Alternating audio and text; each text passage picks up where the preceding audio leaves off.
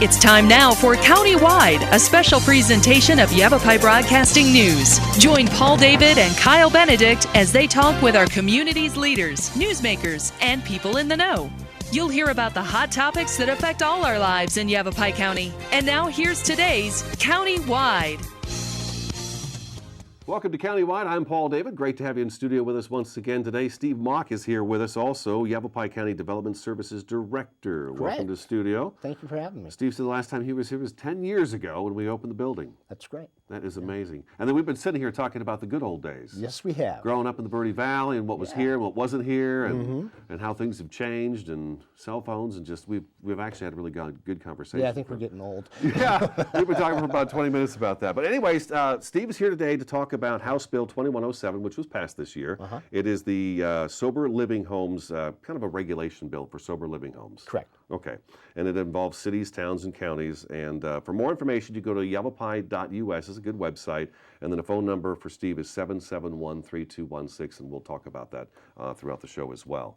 Let's go ahead and get right into it. House Bill 2107, kind of lay a foundation for us, if you can, as to why that even came about, the sober living home. Well, as you probably know, and folks have probably read or heard on the news, there's been a real proliferation of sober living environments in Prescott proper, in the city limits. And Prescott has been fighting very hard for a few years to try to find some regulatory oversight of these homes and find a way to maybe limit them.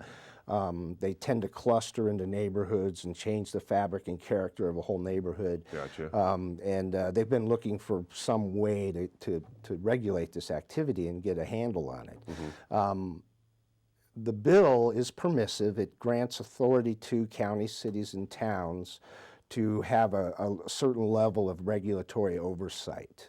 It doesn't prohibit the activity, it allows some regulatory oversight of it. Okay. One of the things we're trying to get out is Yavapai County, with our jurisdiction in the unincorporated areas of the county, we have been regulating sober living homes for about 5 or 6 years now, and we've taken kind of a different stance in that we do, if they meet certain criteria, we do consider them commercial operations and thus disallowed in the county's jurisdiction. Okay. So there is some movement out there saying the county's not doing anything to address the issue when in fact we've been addressing the issue for quite some time. And you were saying before the show that the county is actually stricter than the House Bill 2107 actually is. It is, because House Bill 2107 provides a venue for the entity to regulate the activity, but it doesn't limit the activity. So you still have that opportunity to have clustering problems and things like that. What Yavapai County has done is we've set up an environment where you have to meet certain criteria in order to open a home. Okay. What's some of that criteria? Well, essentially, you know, the way the definition of a family works, you have a group of people that are related, obviously, who live together.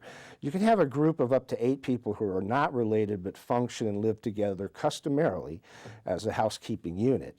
And then the third definition is a group of not more than 10 people, assisted living facility licensed by the state of Arizona. Okay. So what we've done is said, okay, if you're a group of 8 people living together and you're not functioning in any other way than a family, then we would obviously have to allow you to stay in the home. And if you choose to do that and be in a sober living environment, that's none of our business. That being said, a lot of these homes, what's happening is rehabilitation facilities, commercial rehabilitation facilities, are soliciting people to come and benefit from their services, and then they're taking that patient and they're housing them in this home while they're in rehabilitation.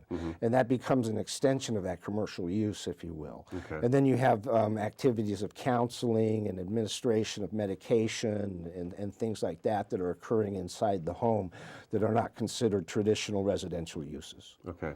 I remember over the years now, prior to the 2107, I know this was the second bill that came up. There was one last year that failed, and then this was the second one, so maybe you can address that too. But talking with the Prescott Police Department, they seem to have, their concern over there was that these folks are paying I don't know, $3,000, $5,000, whatever it may be, to come to Prescott and stay in this home to receive treatment for alcohol or drug addiction or abuse. Correct. And then that home has this structure of rules that you have to follow. And if you break these rules, out the door you go, and there's no refund on the money.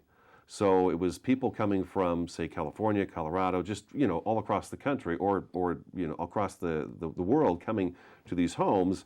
They would get some treatment for a little while. They would break a rule, and then out you go. But then they had no way of getting back to where they came from. And so then all of a sudden crimes were being committed on the city streets of Prescott. That's correct. And that is one of the things the bill did provide, is for a venue to provide some type of exit strategy for people. Not just people who break rules, but we've heard anecdotal stories of people, their insurance ceases to pay, and they can no longer pay for services, so they're excused from the house. Those situations have proven problematic for Prescott, in that you do wind up with a certain concentration of people who, A, they have a substance abuse problem, and B, they have nowhere to go, and C, they need money. And that's usually not a good combination. Right, so. Right. It's led to some crime over there. Yes. And the police department is dealing with that. So does 2107, does that address that? It does provide a venue for an exit strategy, yes. Can you give us an example of what I really don't know, Okay. because the city right now is in the process of formulating their ordinance, and I have not seen a draft of it as of this time. Okay. So I'd be in a position to comment more once that happens. How about the county?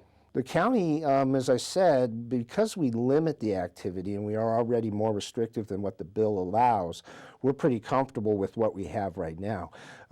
We don't have a proliferation of these. I think, I picked up 2 this morning, so I think we have 6 that we know of in the county that we're investigating right now.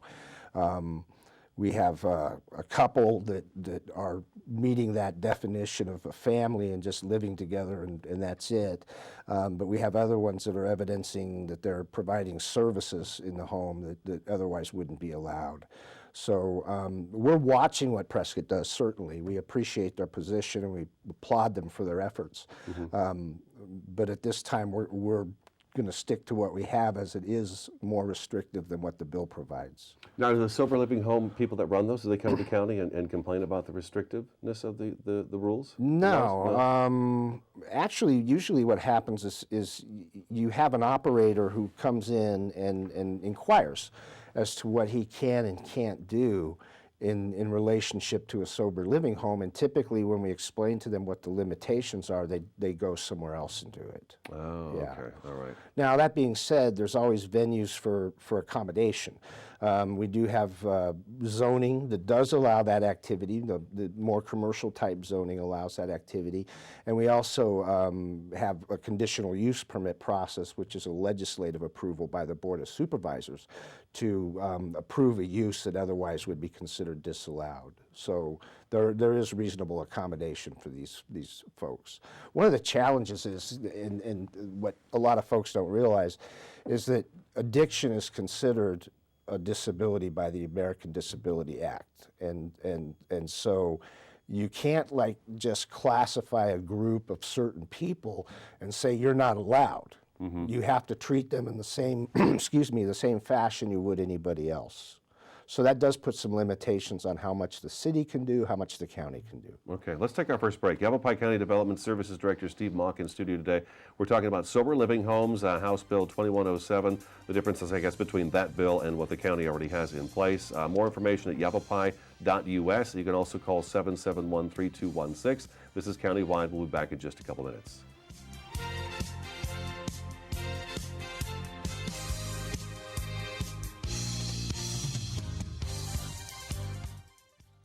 Take a look under your bed. Find stuff under there? What about jobs? No? Now try your closet. Still no jobs? Just more stuff? Well, you really have both. See, stuff is defined as household articles considered as a group. Sometimes this stuff is no longer needed. Wait, no longer needed? That can't be right. Because remember those jobs you were looking for? Those are really needed. And they're the stuff inside your stuff. Our job is to unlock those jobs. and it starts when you donate your stuff to your local Goodwill. Here's how we do it. When you donate to Goodwill, we sell your stuff to provide job training for people right here in your community. So just by teaming up with Goodwill, you help create jobs. And isn't that worth parting with the leftover keytar from your 80s cover band? Goodwill. Donate stuff, create jobs.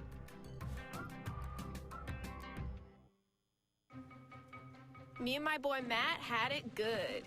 He had catnip that was off the hook. But one day, he brings a girl home, and she's allergic to cats. Every sneeze was a nail in my coffin. Now I'm in a shelter. It's decent, but they don't even have Wi-Fi.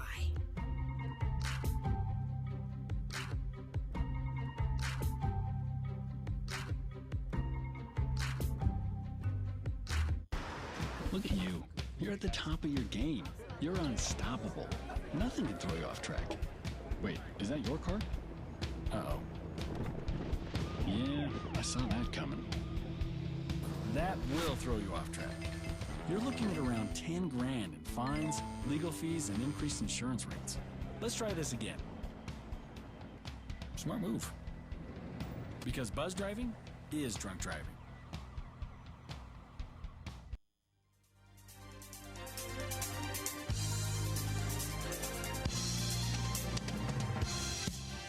Welcome back to Countywide. Steve Mock in studio today, Yavapai County Development Services Director. We're talking about sober living homes.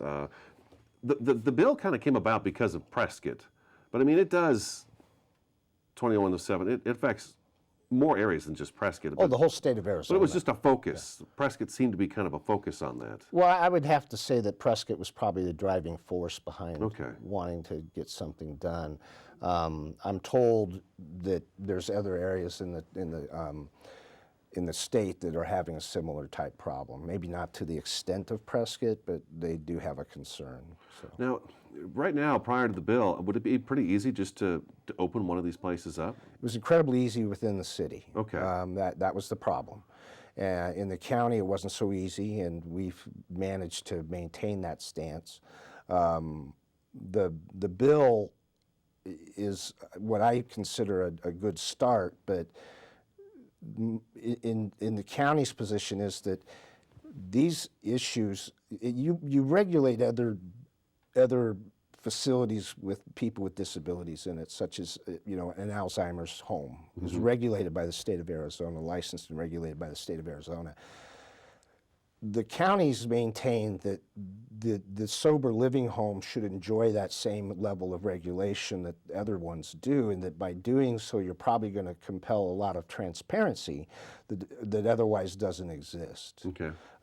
That was what the original bill that you referenced that was floated last year tried to do that, and it failed because there was a general hesitancy to it was going to be for state licensing. You'd have to get a state license, right? Okay. Right, which would be relatively expensive and cost the state money to administer. But then at the same time, these homes are so lucrative that you could arguably pass on some of those costs to the operators of the homes. Would one of the problems be as well that there's got to be somebody who goes out and actually monitors these and have checks to look up at on these things. But we already have that system in place through other medically related disabilities that are regulated by the state of Arizona. If I open a sober living home in Yavapai County, what are some of the requirements in terms of staff? Because I mean, would it be possible for me to say, you know what, I know how to get people to not be addicted to drugs and alcohol. I'm going to be a therapist and just miracle myself as a therapist and open a home. And I've seen that happen. Okay. Somebody with 30 days of sobriety that has a pretty deep pocket just rents a house and opens it up for a sober living facility without any experience, without any knowledge of true knowledge or experience of recovery or mental health issues or even physical health issues. So it is problematic, and it's, you could take a more compassionate approach to it and say, I've always used the analogy that if my daughter had to use one of these services, I wouldn't let her in one of these homes because nobody's looking at them. Nobody's ensuring that she's going to be safe. And you could argue that disability deserves the same level of oversight that other disabilities deserve. So in the county, if you have a sober living home, what are some of the requirements in terms of staff and stuff that has There to be aren't in any. there? I mean, what happens in the county, because we typically don't allow them, you have to come through a conditional use permit process. That puts you in front of a planning and zoning commission and the board of supervisors for approval. And in that process, you can start to lay out stipulations of the approval. You can start to say, we want you to have this much staff, or we want you to do this, or we want you to do that. However, the last time that process occurred was probably 3 or 4 years ago, and the board denied the request. Yeah, because the neighbors were in great opposition. I was going to say there's that part of it as well. Yeah, Then I mean, yeah. there are the neighborhoods are also notified as to what kind of because it's designated commercial.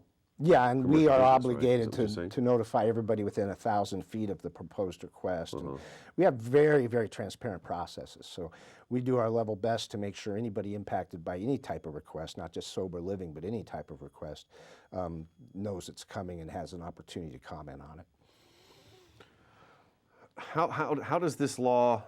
Is this law going to protect the people that are using these homes as well? Arguably, it could. Okay. If you one of the facets of the law is that it provides a venue for training of the manager of the home. It's I believe a 4-day, 48-hour or something course that they have to go through to be certified by Yavapai College as a home manager. And arguably, I think that I saw a course description, but I don't know that it's been approved. But you know, it includes things like CPR and things like that. So it may indeed be a better protection, but I'm not convinced it's the ultimate protection. It's not giving the same level of oversight that my grandmother would have living in an assisted living facility. So what is your ultimate? To me, I want to keep pushing to have this regulated at the state level. So a license would be required? Yes. State level? Yes. And then the state would have to issue that license and then monitor those homes Right, as well? right. And, Okay. and you know, I've said this in front of people who have, you know, argued that that's a Herculean task and it's going to be very difficult to do. But at the same time, I think if you really want to get under the problem, that's the venue we need to go. I was reading some of the stuff from that legislation this year, and there was a gal from California who was addressing the legislation and was talking about how her son had been sent to one in California, Yeah. and then he wound up dying over He had there. a heroin overdose. I Yeah, think. and management had just sent him to bed despite the fact they thought he looked out of sorts Yeah. before he went to bed. Yeah. So, yeah, a little more regulation would be good, huh? That's the kind of oversight I think we need. Yeah. Now, in regards to what's going on right here, the reason I even called you the other day was that you sent out that press release about how you were going to do some public meetings. You had one on the 15th, which was this past Monday. How was the turnout for that? We had about 50 people. It was a very lively discussion, very civil discussion, but it was productive. It lasted about an hour, and I think we answered a lot of questions, and we got to hear some people who disagree with us, and that's always healthy. The real problem is that it can get to be a pretty emotional subject, and you know, I met a dad who had a similar experience with his son that you just described, and you know, it's one of those issues that you feel like you need to do something. You know, something's got to give, and something is happening, but can we do a little more? Okay. Yeah, and so we had a lively discussion. We have another meeting on the 25th, which is Thursday at 6 p.m. at the Fair Street building, the Board of Supervisors building. And one of the problems is that there's a perception out there that should the city be successful in regulating these homes to a point where they no longer are at a comfort level to operate within the city limits, that they're automatically going to move out to the county and we're going to get inundated with them. And what I'm trying to convey to people is that can't happen because we already prohibit the activity that you're going to start regulating in the city. Gotcha. So will they come? Sure. Will we do something about it? Absolutely. Absolutely. Yeah. Okay. All right, let's take our second break. Phone number 771-3216 for Steve Mock. Website, yavapai.us. This is Countywide. We'll be back in just a couple minutes.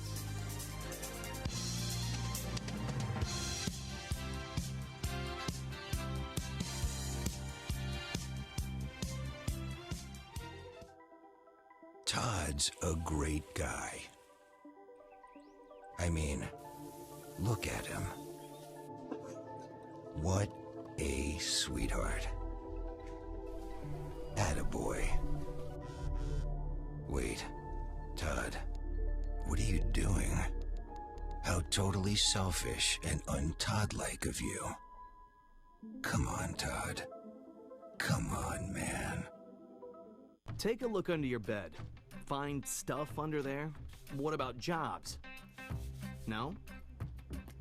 Now try your closet. Still no jobs? Just more stuff? Well, you really have both. See, stuff is defined as household articles considered as a group. Sometimes this stuff is no longer needed. Wait, no longer needed? That can't be right. Because remember those jobs you were looking for? Those are really needed. And they're the stuff inside your stuff. Our job is to unlock those jobs. And it starts when you donate your stuff to your local Goodwill. Here's how we do it. When you donate to Goodwill, we sell your stuff to provide job training for people right here in your community. So just by teaming up with Goodwill, you help create jobs. And isn't that worth parting with the leftover keytar from your 80s cover band? Goodwill. Donate stuff, create jobs. Morning, Gary. We are GetSchooled.com. You want a college education, don't you? You know you do. That's why we're here. We're free and here to guide you through every step of the way, starting with attendance. Gary, financial aid forms.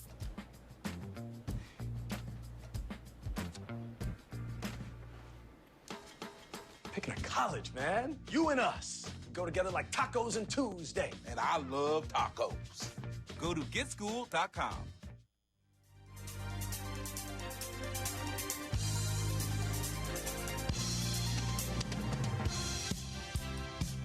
Welcome back to Countywide. Wrapping up the program. About a minute and a half left with Yavapai County Development Services Director Steve Mock. Again, a phone number 771-3216, and the website is yavapai.us for more information. We're talking about sober living homes.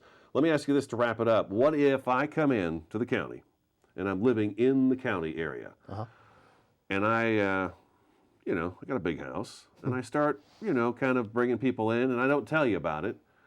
What's going to happen? Well, chances are we're going to hear about it. I was telling you during the break, the county's about the size of New Jersey, and we have a lot of ground to cover, so we really rely heavily on the public to let us know what the concerns are in their specific neighborhoods. That being said, the enforcement process is an educational process. The first thing we're going to do is say, what are you doing? We're going to look at it. We're going to know probably before we go to the home what's going on in the home through various methods. We will talk to the operator, and we advise them that, you can't do what you're doing, and this is the ramifications should you choose to keep doing it. And that can include sanctions and fines and things like that.